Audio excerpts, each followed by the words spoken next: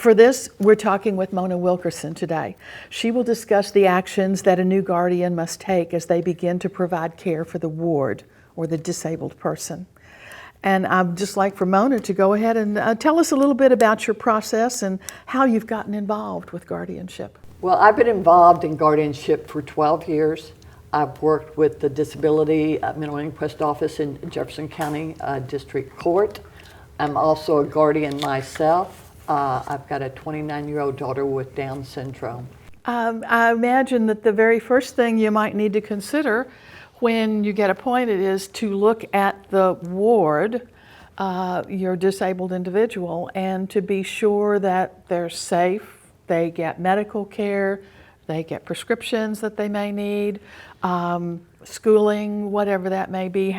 Is that something that you recommend or have any suggestions for people? Oh, absolutely. So, because it's so important that the guardian understands what their responsibility is in managing the ward's estate, and not only from the financial standpoint, but then the personal and medical.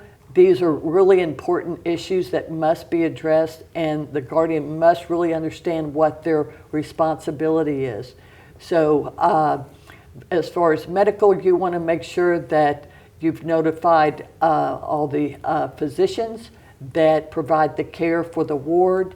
And then as far as personal, it may be as far as in where their living conditions, where they may be living, whether it's placed in assisted living, or if they're actually living with the guardian themselves, which would possibly be their parent. And then there's the education part that for somebody that may be 18 years of age that is still in school, then talking with the educators, counselors to make sure that they've got the correct documentation that you have the right to make those educational decisions. And so it is really important, but if you're dealing with somebody whose spouse, whose wife may have dementia, then you're going to be looking at assisted living. There's a lot more to be looking at. There's maybe a large estate involved. So it's really important that you have a very detailed list on the procedures that you are required to follow according to the courts. A detailed list to get everything together. That's just the beginning of a big job too, isn't it? Absolutely. So what do I do first? First thing really you need to do is, once you've been appointed guardian, then you're going to be required to complete what's called the 60-day inventory.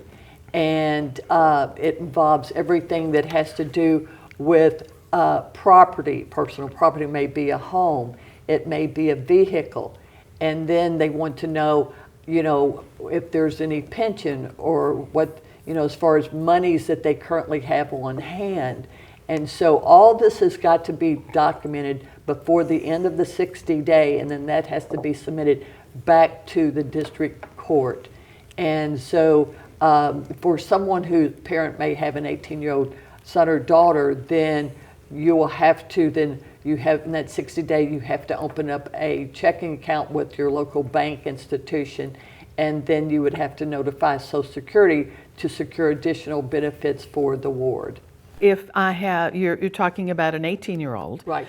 And that may be a little bit simpler because they have not accumulated an estate per se, but they still have to have a separate bank account, a guardianship account.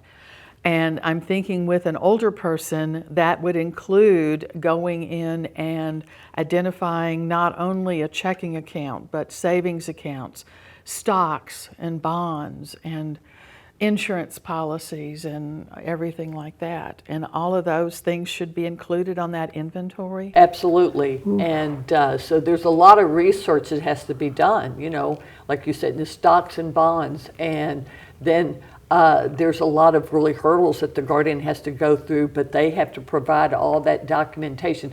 The fact that they're guardian, then that really, gives them the authority to collect all that information. And so once you're appointed, then it could take 30 days, 45 days to collect all that information. Okay, what about cash? How can I use cash here? Well, once you've opened up a checking account, it's really important. So then you have to required checks on the account. And so, however, some bank institutions will allow you to have a debit credit card on the account for making personal purchases, but then you'll use the checking account maybe to write checks for room and board, personal items, medical. So it is really important, because then you really have to create a paper trail for the courts, because they want to see how the ward's assets and monies they have on hand, how is that being spent for the benefit and care of the ward. What about real estate? If it's an older person who may have a home that they need no longer, can I just put a sign out front and sell it? No, any property, Really? any vehicles, you have to get authority from the courts to put that property for sale. And then you have to find out, exactly what that property is worth, and then you have to submit all that information to the courts, and then the judge will review it before you can put that property on the market to sale. And then once that property is then sold, then that becomes their financial assets that must be listed for what it's sold, or even the actual vehicle as well. Standby guardian, what about that? If I get sick or I want to go to Europe or travel somewhere, what happens then? Since I'm a primary guardian, my husband is standby, and at the time that we went through the courts, then we chose to appoint him as standby, and then we did that application the same time when we filed for primary guardian and then standby.